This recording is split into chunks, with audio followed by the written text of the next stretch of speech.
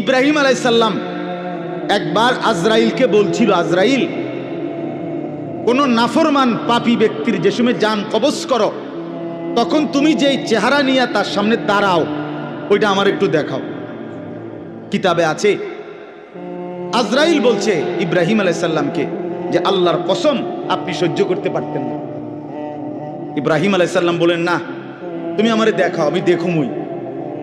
তো আজরাইল ওই আকৃতিটা ধারণ করছে। কোন পাপীর রুহু কবজের সময় উনি যেই চেহারা ধরে, অত্যন্ত নিকৃষ্ট কুৎসিত চেহারা।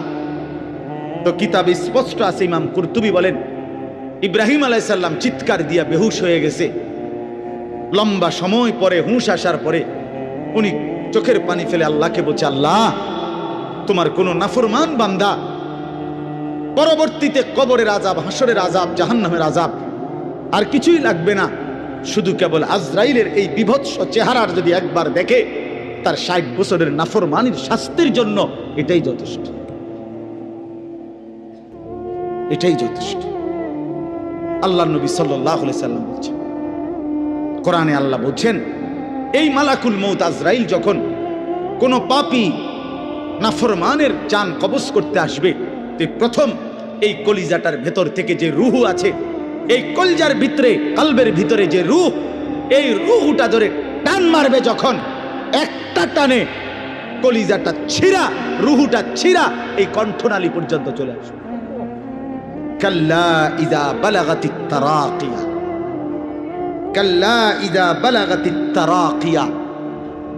আর কিছুই না বান্দা, শোনো, যখন নাফরমান তোমার জান কবজের সময় রূহটা চলে আসবে কণ্ঠনালীতে, এবার রূহটা বের হতে চাইবে না, বের হতে চাইবে না, নাফরমান ছটফট করবে। আর ফেরেশতা আজরাইল, ফেরেশতা ছিঁড়া বিরা কোন জিনিসকে, কোন ধারালো লোহা, শিক, এটা যদি আগুনের মধ্যে, আপনার আগুনে পোড়ানো জিনিসের মধ্যে টান দেয়, তাহলে যেরকম ছিঁড়া বিরা আসে, আল্লাহর কসম, আল্লাহ রাসূল বলছে, আজরাইল যখন রূহ ধরে আবার টান মারবে, তো সমস্ত দর শরীর ছিন্ন ভিন্ন করে এই রূহ বের করে আনবে।